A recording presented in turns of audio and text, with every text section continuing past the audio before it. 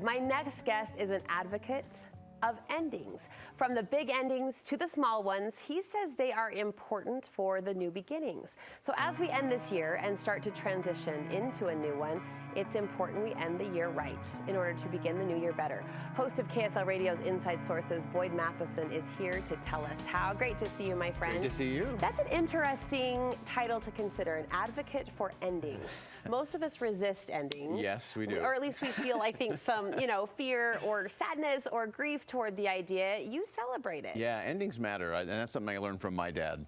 Endings matter no matter what it is, whether it's just leaving the house or ending a party or end of life. All of those things really matter. And the interesting thing is, especially as you look at it in a personal way, the endings actually create the momentum for the new beginning. And sadly, a lot of times, because we resist those endings, or we just kind of coast to the endings, then when the beginning comes, we're not ready to engage and really be at our best. Well, let's pause on that point, coasting to the ending. I'll play devil's advocate. What's wrong with that? Maybe it's been a hard year. Maybe it's one we want to forget. Can't we just kind of fly under the radar on this one? Yeah, an exhale is okay if it's intentional and focused. So if you're deliberately saying, hey, you know what, I'm not doing email for a week, amen. Go for it. Yeah. If it's an exhale, it's okay. If you're just avoiding things or you're saying, I'm going to start in the new year, and so you kind of let everything go by default, that's very different than doing it by a choice. So as long as you're doing it intentionally, that's okay. It can be an exhale, it can be a chance to regroup. I like but that. Sadly, what happens if you just kind of do it by default or accidentally, it actually creates more stress. Because you're thinking about, I need to do this, and I should be on that. And so you're actually creating stress. Thinking you're relaxing, you're actually creating more stress. And then when you get to the point where you have to pick it up, it's like a relay race. If you're standing there waiting for the baton, that person's going to run you over. It can't be from a dead stop. Yeah, and 2023 will run you over if you're not ready. It has the potential to, the way things are moving. Yeah. And I love that distinction. Is it an exhale or am I avoiding? That's just a good personal reflection point. You mentioned your dad as your great teacher in this topic, and I know we've touched on this point before, but I think it bears such a beautiful example of the point. And I remember you telling how he would always walk out to the door, walk out to the car as you're saying goodbye, which prompts this idea of like leaning into endings. Like not only are we embracing them, but we're going to lean in. Yeah, that's right. And even if you see it as an end of life moment, if you're about to lose someone, lean into that moment. Sometimes we resist those endings. Sure. We're afraid of what the next beginning might be, and we often miss out on some really magical moments in that process. You have 3 ways we could end 2022 right. And the first is to forgive. Yeah. So, of course, we always sneak a little politics in. We appreciate the analogies, though, that you paint around this topic. And your viewers know that I only talk about politics so I can comment on society. And I only do social commentary so I can talk about principles and the people who live them. We know this about you, and we love this about you. So we're going to sneak this in. A presidential pardon is the most unique and expansive power that a president has. It absolves everything.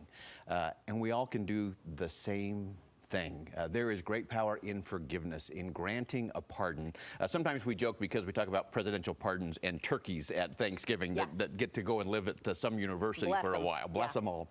But that presidential pardon is a powerful thing. And in fact, Gerald Ford used that executive power of pardon in a unique way, in an unselfish way. He actually used the presidential pardon of Richard Nixon not for his self or his power. He knew by doing it, he would lose power and he would not be able to win re-election, but he did it anyway because he asked the question, what's in the best interest of the country? And so as we look at the end of the year, the most powerful thing we can do as an ending is to forgive. Grant somebody in your life a presidential pardon. And I guarantee you, you will feel extraordinary. It will make their world. And if you really want to double down on that, this is the triple dog dare for the day. I'm here for it. If there's someone in your world that you've become estranged from, someone you're struggling with, ask them for a pardon. That is very liberating and freeing. And even if they don't grant you that pardon, the asking of it will actually free you. Forgiveness is often so complicated, and I don't mean to degrade this conversation, but we were watching Home Alone with the family this weekend, and I had a 7-year-old asking a lot of questions. And you'll recall in that story, one of the perceived antagonists is a neighbor who's at odds with his son. And he's having this conversation with the on-screen 7-year-old talking about why forgiveness is so hard. It prompted some really good conversations in our house about that notion and about that value. And my 7-year-old ended up asking, can't you just do it? And I went to bed reflecting on that. Like, we sometimes make forgiveness so complicated, and it is. There are some tangled family situations, and But I heard someone on your show, and it was a Christian author, and I meant to reach out to you and ask who it was, but she said something to the effect of, if I can't be kind to my family, how am I going to love my neighbor? Yeah. I don't know if you recall that interview, but it stuck with me, this idea that these relationships are worth mending as hard as they are. And Christmas kind of gives us a time to just do it, as my 7-year-old says. Yeah, just I love do it. that. Just I love do that. it. And we also should remember that you only have to forgive once. To hold a grudge or to keep that going, you actually have to recreate all of those negative emotions every day. That's a waste of space and a waste of energy. We've got a couple quick minutes. You want us to be a light kindler? Yeah, you know, it's obviously we celebrate light this time of year for the Jewish holiday for Hanukkah. Yes.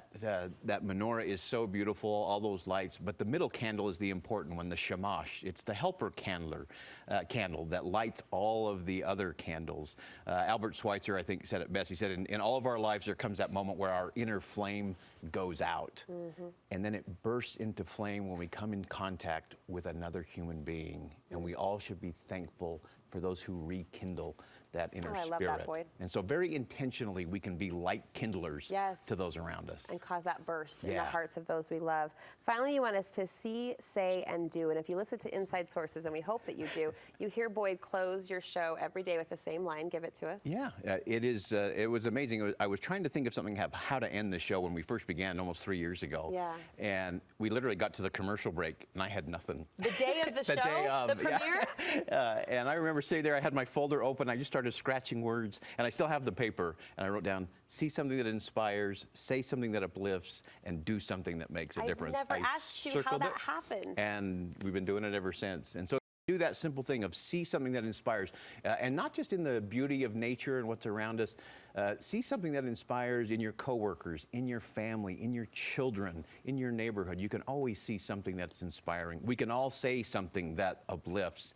And I would remind everyone, you don't necessarily have to use your voice. You can also use a pen. You can say something that really uplifts and makes a difference. And then, of course, it's about doing something that makes a difference. Doesn't have to be big. In fact, we should never underestimate the power of very small things that actually do make a difference. Thank you for framing this ending in such a positive way and giving us action to help put a bow on it, as we say, in the right way. Boyd, thank you. You can hear more from Boyd weekdays on KSL News Radio. Inside Sources is his show.